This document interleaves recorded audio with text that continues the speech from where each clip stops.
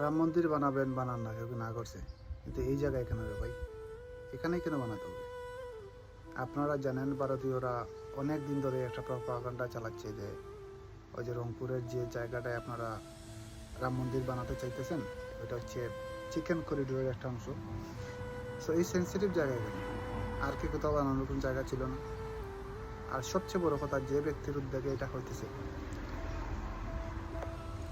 উনি যতটুকু দেখলাম বা শুনছি উনি নাকি বেনে করে সবজি বিক্রি করতেন। এটা কোনো বিষয় না, একজন মানুষ সবজি বিক্রি করতে পারে, তার ভাগ্যের পরিবর্তন হতেই পারে। বাট এই জায়গায় আমি বলবো বাংলাদেশের যে গোয়েন্দা সংস্থা তাদেরকে এটা যথাযথ এই একটা ইনভেস্টিগেশন করতে হবে যে এই ফান্ডিংটা কোথা থেকে আসলো। এটা তো আর 1-2 টাকার ব্যাপার না, কোটি কোটি টাকার ব্যাপার। এই লোকটা ফান্ডিং কোথা থেকে পাইছে এবং সে যেন রাম মন্দির বানাইতেছে, এটা টাকার উৎসটা একটা ভেরিফিকেশন করা দরকার এবং অবশ্যই জাতির সামনে এটা উন্মোচন করা দরকার।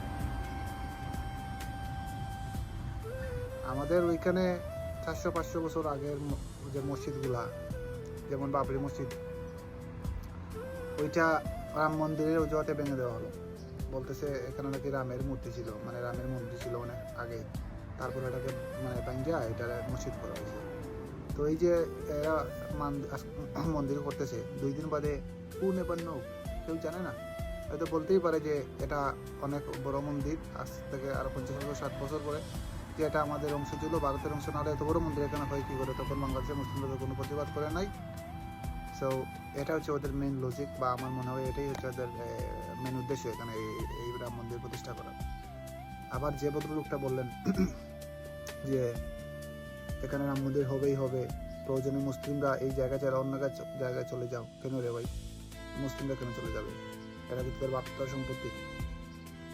সবাই বাংলাদেশের জনগণ, হিন্দুরা বাংলাদেশের জনগণ, মুসলিমরা বাংলাদেশের জনগণ। এখন বাংলাদেশের স্বার্থ রক্ষার জন্য আজকে ফর এক্সাম্পল যদি পাকিস্তান আমাদের পার্শ্ববর্তী দেশ থাকতো, তাদের কোনো পরিকল্পনা থাকতো যে পাকিস্তানে কোনো একটা স্থাপত্য এই আমাদের এই একটা সেন্সিটিভ জায়গায় করে তাদের একটা প্ল্যান করে আগাইতে, তখনও তো আমরা প্রতিবাদ করতাম। অফকোর্স সব কিছুর মানে প্রথমে হচ্ছে দেশ, তাই না?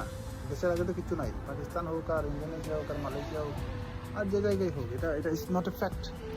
দ্য ফ্যাক্ট ইজ হচ্ছে